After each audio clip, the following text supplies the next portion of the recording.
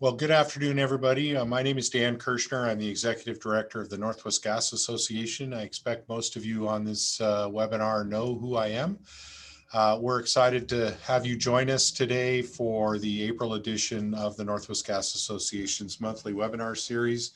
This is a critically important subject, the contribution that the natural gas system makes to energy resiliency. It's often overlooked part of the broader energy, especially energy decarbonization discussion.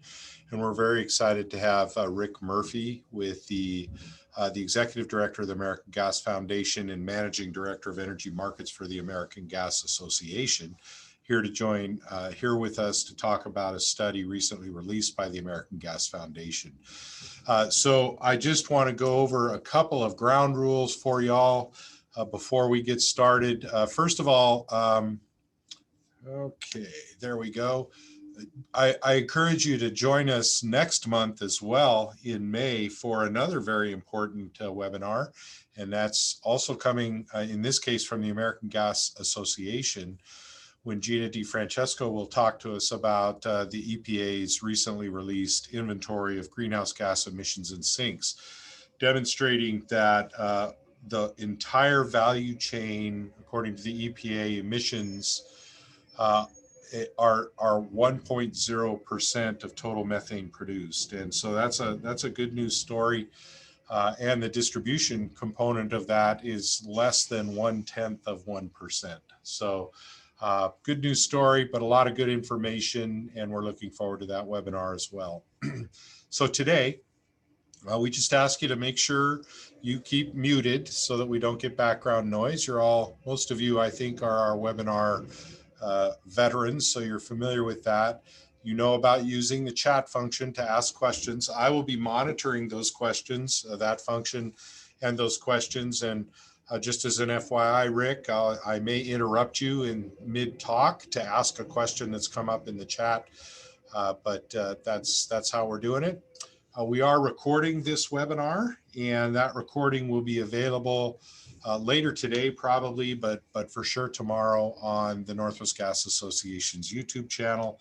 And Rick, I think you'll make slides available. On my next slide here, you can contact me.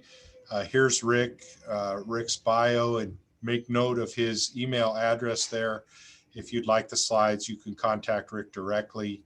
rmurphy@aga.org. Well, I won't read Rick's bio for you. I will just mention that I've had the privilege of working with Rick for many years, really at least 10, I think. I've been at the Northwest Gas Association for 18 years, but Rick's been around for a while, and he is a unique talent and a terrific resource to American Gas Association members, American Gas Foundation members, and certainly to associations like mine who share membership with the AGA. So without further ado, I'm going to stop sharing my screen and let Rick take the screen over and join us. Rick, thank you for your time today. Thanks for joining us, and we look forward to your comments. Well, thank you, Dan. I really appreciate the opportunity to be with you and the audience today to really brief you on what I think is a very, very important study that the foundation released earlier this year. So I really appreciate that opportunity. I thought it would be helpful to start off with some context on what prompted the American Gas Foundation's Board of Trustees to commission the study. And each year, the foundation's board meets to discuss key policy matters impacting the energy industry and assesses if there's a need for research and analysis that could be used to help formulate fact-based energy policies. And I stress the term fact-based because we don't always see that. Last year, the foundation published 2 studies focused on providing data and analysis on decarbonization pathways using renewable natural gas and next generation natural gas direct use technologies. These studies have been referenced. Oh, wait, Okay, didn't have that on slide presentation mode. I'm sorry about that. These studies have been referenced extensively as the decarbonization of all sectors of the economy continues to be a top tier subject in policy venues at both the national and local levels, as I am sure that you all on the webinar today are very familiar with. However, energy system resilience has also emerged as a prominent subject in policy forums over the last couple of years, as events that threaten the durability of the energy system have increased in frequency and severity. And as Dan mentioned earlier, we have also seen that policies being considered to achieve decarbonization goals have not adequately addressed the impact that they could have on the resilience of the overall energy system. Therefore, last February, the Foundation's Board of Trustees unanimously agreed to commission a study to investigate the resilience of the US gas system and the ways in which the gas system contributes to overall resilience of the US energy system. The firm Guidehouse was selected to lead the study initiative. The study focuses on examining the 4 key questions shown on this slide. Number 1, what are the gas system's characteristics that contribute to its resilience? 2, how do the gas system's resilience characteristics contribute to the overall resilience of the US energy system? 3, how can the US gas system more effectively be leveraged to strengthen the US energy system as it continues to evolve? And finally, number 4, what policy and regulatory challenges may help ensure the gas infrastructure continues to enable energy system resilience? So these questions were explored through a qualitative assessment conducted by Guidehouse, including discussions and interviews with many energy industry subject matter experts. Case studies and examples of resilience were identified as part of these discussions. And Guidehouse used these studies and examples to develop a framework for considering the resilience of the US gas system and identify barriers and opportunities related to the gas system's role in supporting the resilience of the US energy system. The objective of this study was to provide a framework for regulators, policymakers, and other stakeholders to examine energy system resilience and recognize the important role of the natural gas system. The deliverables from the study include a full report, an executive summary, and a fact sheet. These documents are posted on the landing page for the study on the Foundation's website. The URL for the Foundation's website is shown on the bottom right-hand side of this slide. So the primary audience for the study is federal and state policymakers and regulators. However, since we have been out communicating the results of this study at many venues, we have observed that there is interest across a broad range of stakeholder groups. I did have the opportunity to present the findings of this study at a recent NARUC Gas Committee meeting, and they were extremely interested in working together with the industry on some of the opportunities referenced in the study. This is clearly a busy slide, but it does lay the foundation for the study and its findings. Resilience for the purpose of this study is defined as a system's ability to prevent, withstand, adapt to, and recover quickly from system damage or operational disruption.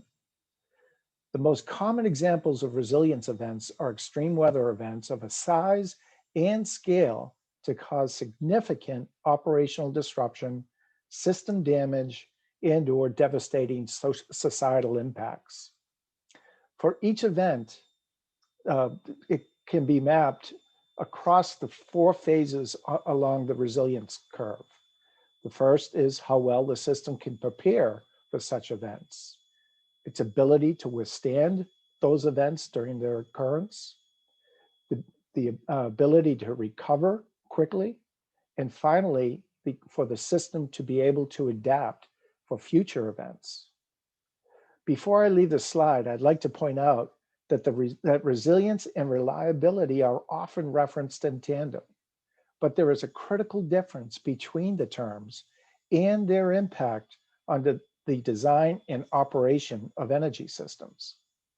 Energy system resilience is assessed by how well it responds to high impact, low likelihood disruption events, whereas the reliability of the energy system is assessed by its response to low impact, high likelihood fluctuation events, such as the standard fluctuations in demand and supply. So in the simplest of terms, resilience is how effectively and efficiently the system can resist disruption or return from impact, while reliability is a system's dependability to perform as designed. So with that backdrop, let's move to reviewing some of the key findings relating to the resilience characteristics of the gas system. To understand the gas system's contribution to resilience, it is really important to differentiate between the pipeline infrastructure and the natural gas molecules that flow through it. Guidehouse's examination found three fundamental characteristics of the gas system that allow it to meet the volatile demand profiles and enable energy resilience. The first, and probably most important, is the gas molecule's ability to be compressed and stored for long durations, as well as the abundant and diverse supply of gas across the country. And as RNG continues to be a greater part of our supply mix, it is going to further increase that diversity of supply.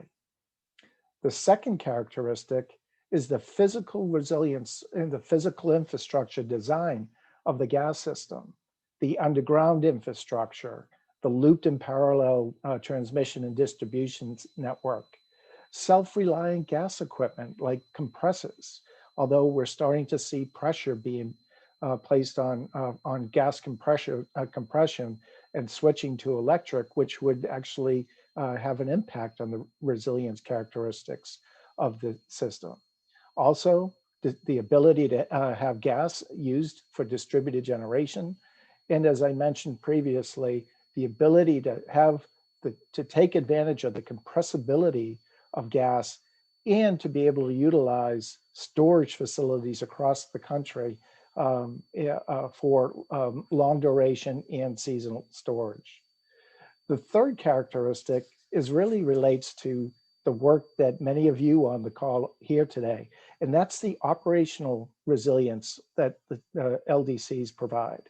The various technologies and practices and flexible deliveries that you all have shown great ability to utilize during these challenging resilience events that are a key enabler for demonstrating the resilience of the gas infrastructure.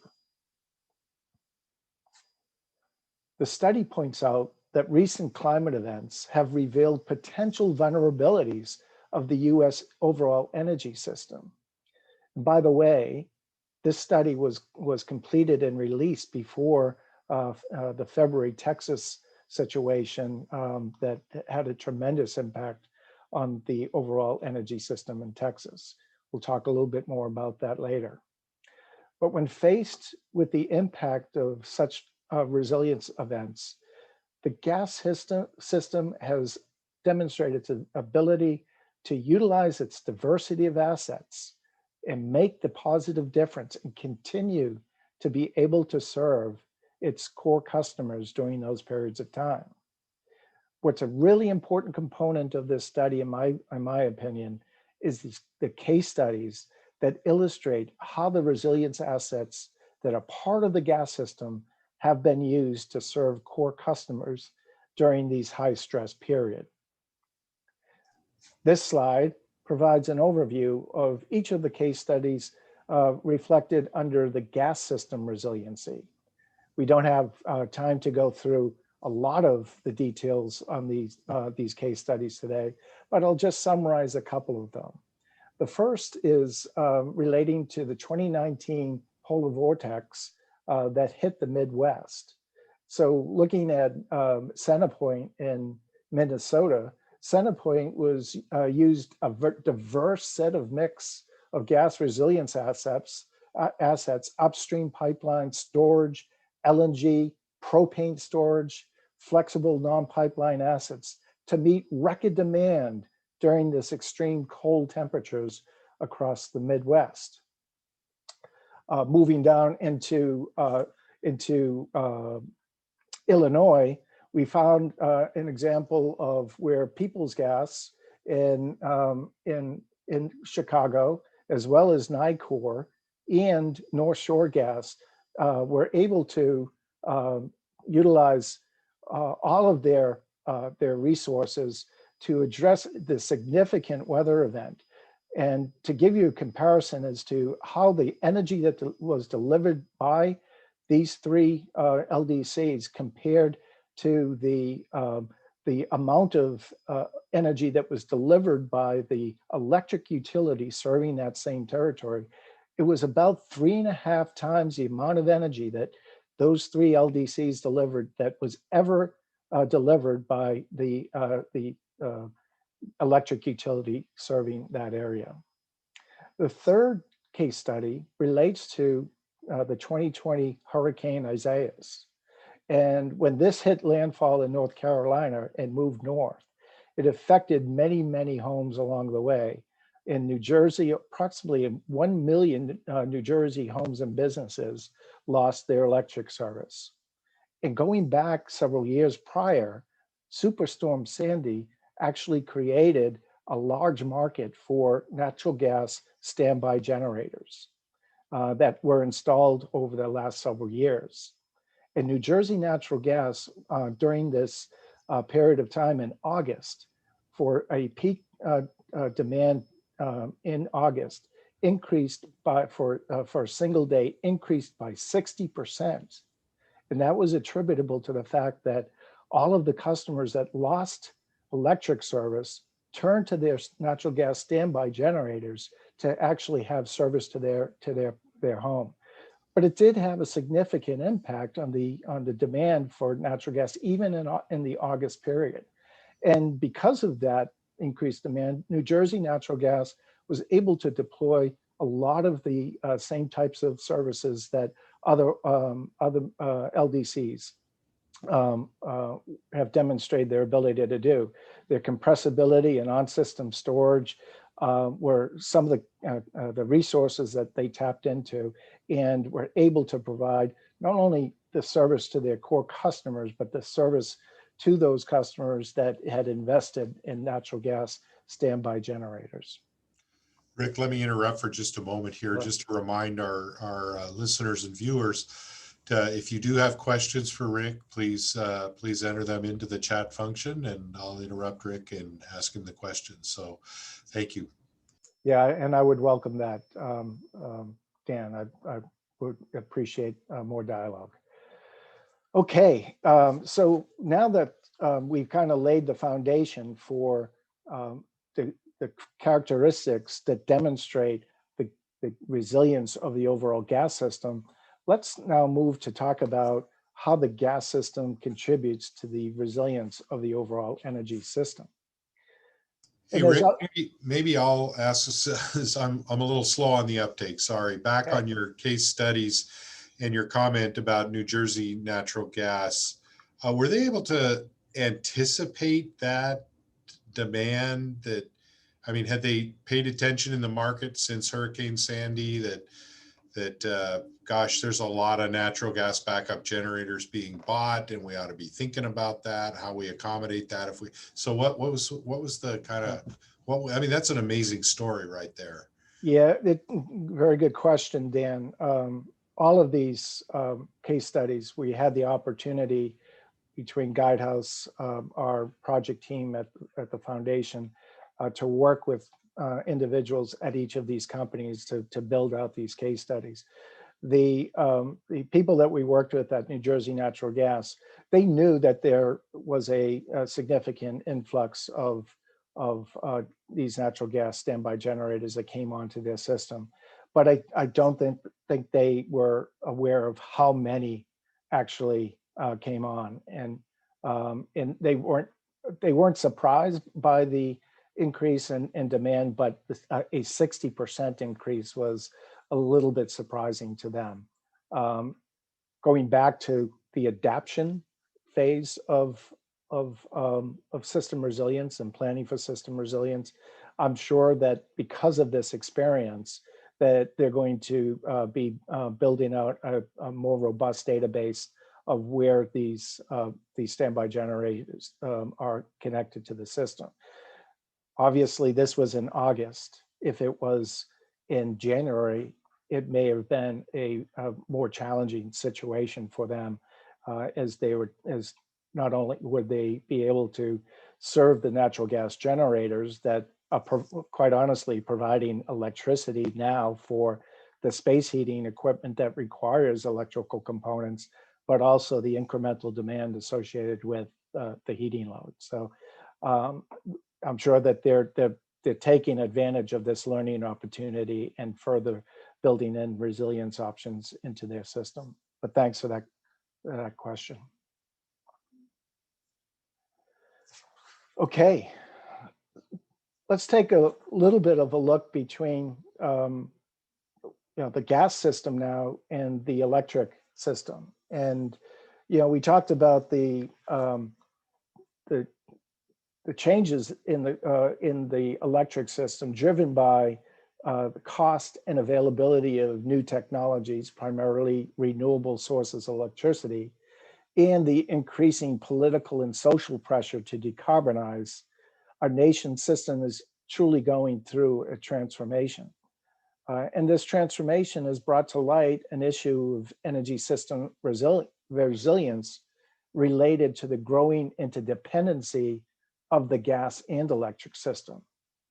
The gas system was originally designed to serve relatively predictable loads. And the gas system continues to be used to meet highly variable demand needs of the power sector and the increasing intermittent electric generation sources, despite not really being designed to handle those kind of variable loads. However, regardless, due to the resilience characteristics of the gas system, the demand variability can generally be served with measurable reliability, particularly with gas systems. However, the study points out that as the electric system continues to evolve to achieve decarbonization objectives, and while the percentage of electricity generation from intermittent renewable sources increases, the volume of natural gas used for electric power will tend to decline. Ironically, though, in response to resilience events, the dependency of the power generation on the services provided by gas-fired electric generators may actually increase. However, since current economic compensation models are tied to the volume of gas delivered to the power generating facility, rather than to the necessity of the delivery, there becomes an increasing disconnect between the value of the services provided and the remuneration for those services. So this is really highlighting a need for greater policies that recognize this increased interdependency between the gas and electric system. And for the foreseeable future, unless there are significant advances in long duration electricity storage, the need for natural gas is probably going to be even greater to help ensure the resilience of the electric grid. One of the most compelling case studies, I believe, is provided in the report is the one on how SoCalGas was called upon to circumvent severe challenges the Southern California electric grid faced in August of last year, which was precipitated by the combination of an extreme heat wave and a significant drop in power generation from renewable sources. SoCalGas used all of its gas distribution system assets that were really designed to serve its core customers, residential, commercial, industrial, to really prevent catastrophic impacts to the electric customers in the region. I would really encourage you to dig into this case study and really see how the SoCalGas and their operators actually did contribute significantly to avoid really catastrophic impacts to the customers in Southern California. And as was the case in some of our other case studies, gas storage played a prominent role in ensuring the resilience of the system. I won't get into the details, but you can see on the graph on the right where natural gas storage was utilized to really significantly supplement pipeline deliveries to help address the shortfalls in electric power generation for the power generators in Southern California. Really compelling case. And as I mentioned, this was before the Texas situation in February.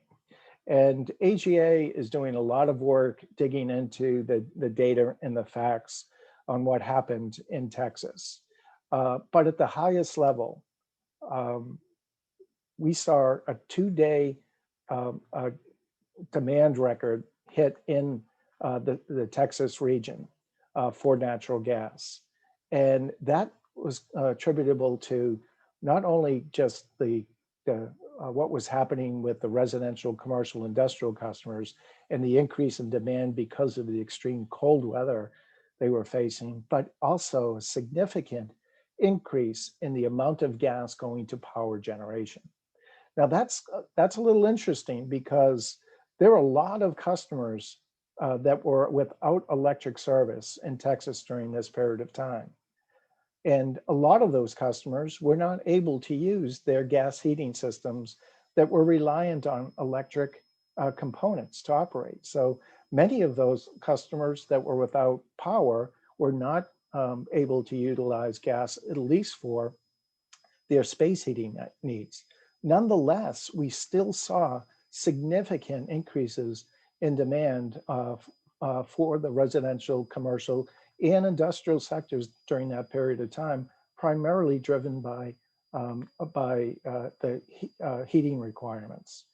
We're going to be able to share some of the more details around the situation here, but in talking to our friends in Texas and LDCs in Texas, very, very few natural gas customers, core natural gas customers, actually were interrupted at all in Texas. This is another, I think, very important case study for us to dig into. And we'll be doing that. I also want to point out, in the March edition of American Gas Magazine, they really provided a good overview of this study, but there are other case studies that are included in that article that were not included in the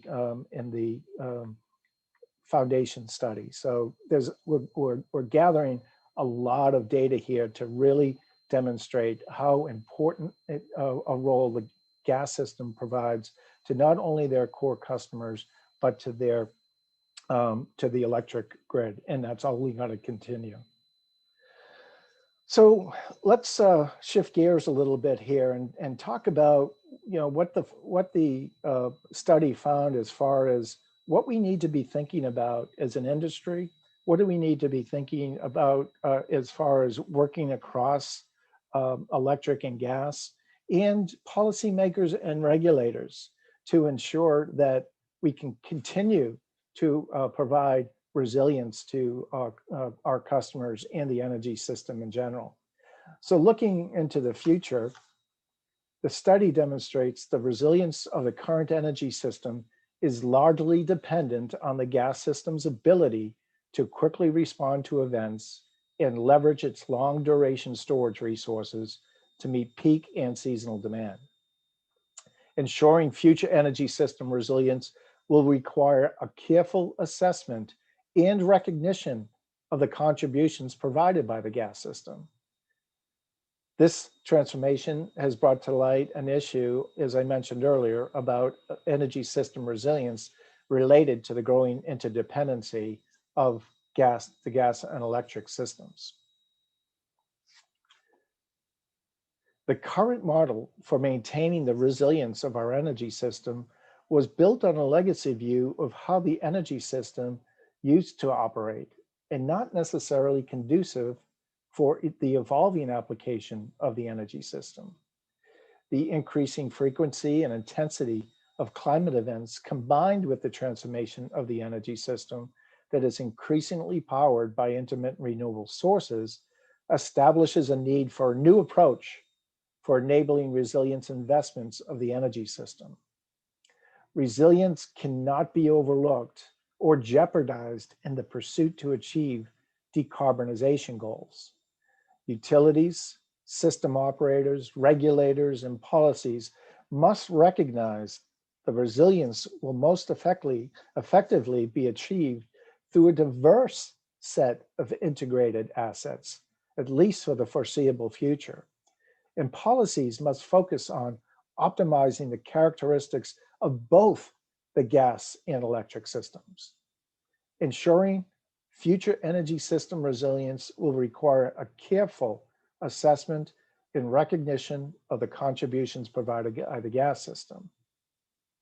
How can the current resilience investment framework correlate with how reliability is measured, valued, and monetized?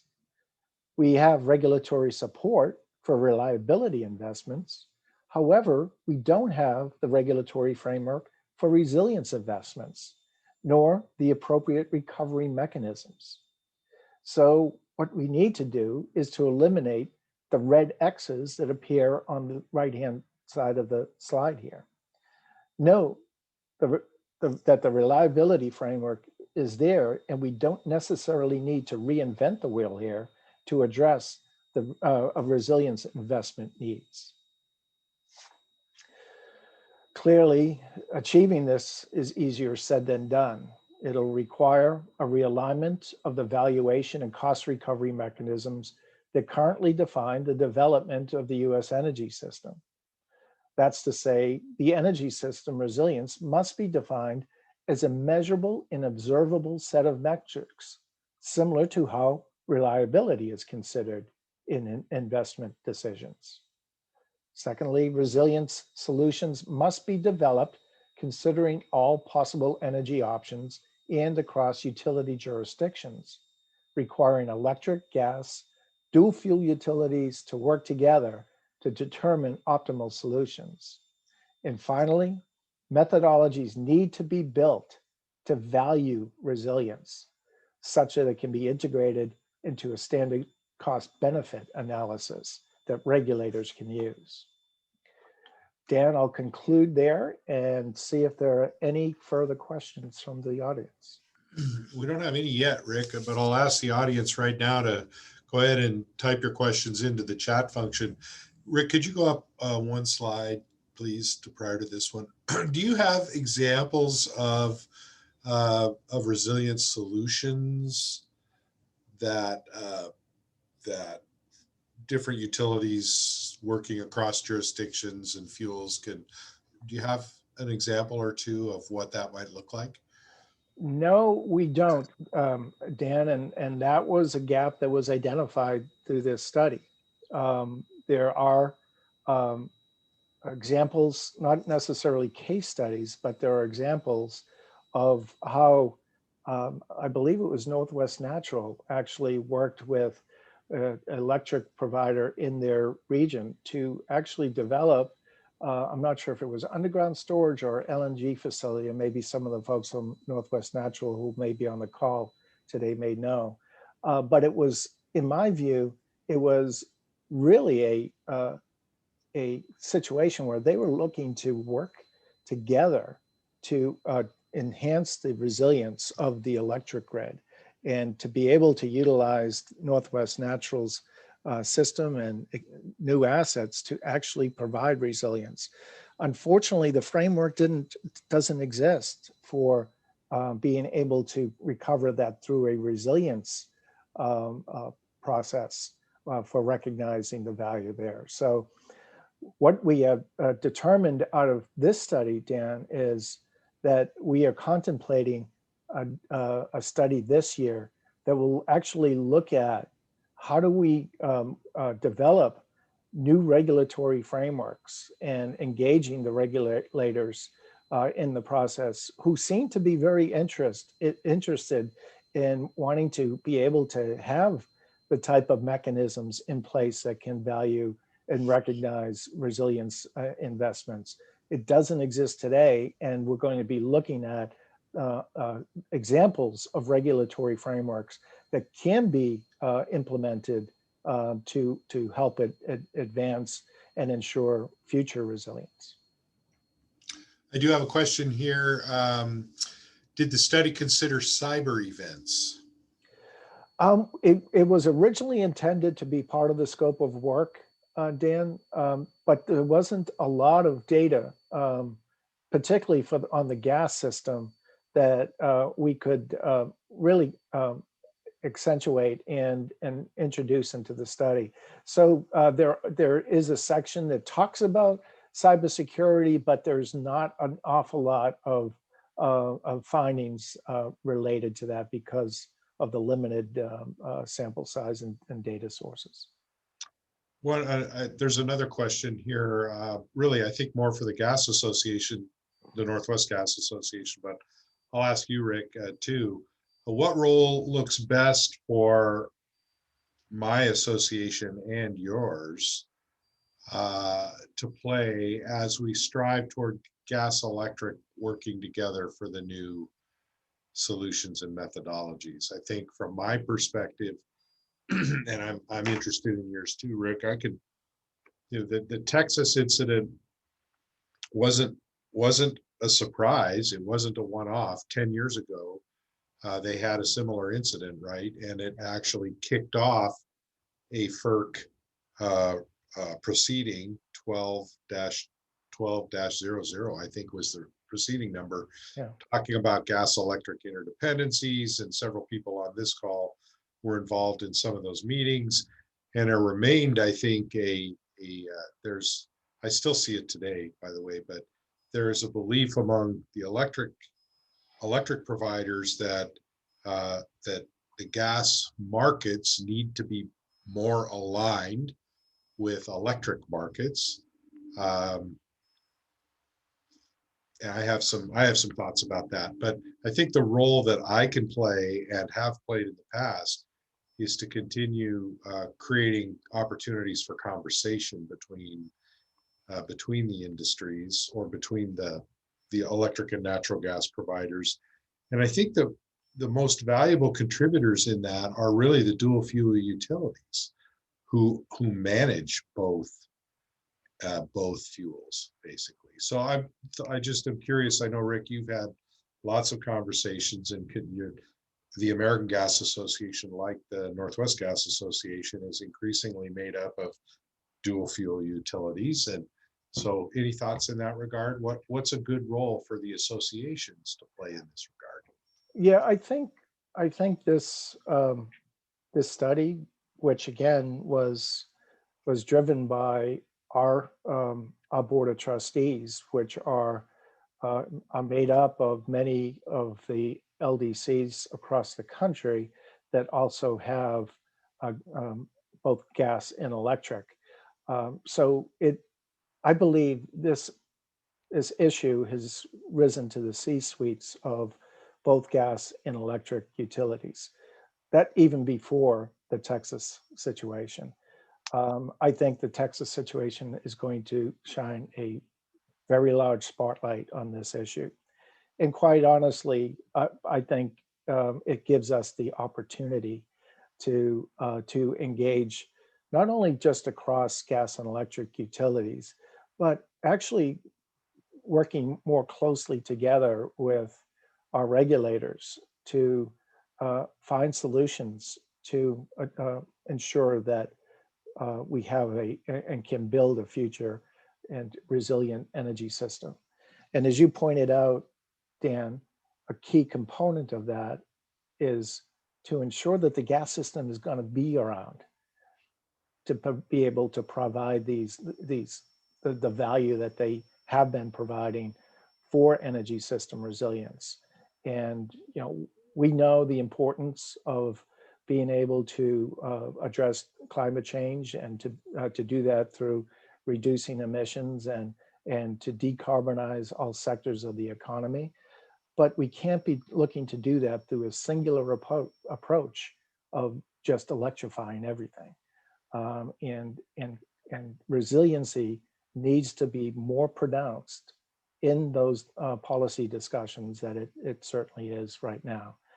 I do think it's starting to get some attention, but honestly, I think it's more lip service than actually substance that we're seeing as far as making sure as we're achieving our decarbonization goals, we're not losing sight of resilience. But there's a lot of work to do here, no doubt. So I have a question here, Rick, and maybe there's others on the phone. I'd allow you to unmute yourself for a moment to answer.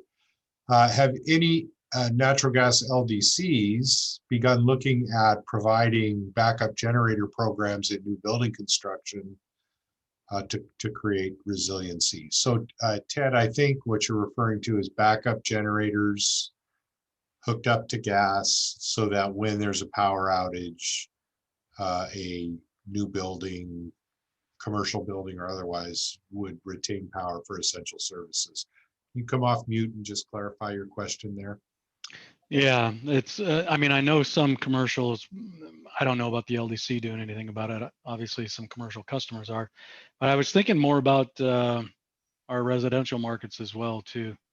And if like a home builder program, if you could get a builder that maybe builds a little bit of a higher end home that starts to think about having these generators just part of their typical package, and what that looks like for the LDCs in those areas, that would possibly, if there was anything that we could do to help guide that along.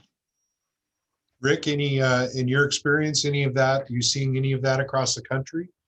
Not to a significant extent, although I have seen lately the promotion of the Tesla battery wall, I think it's called, a storage wall.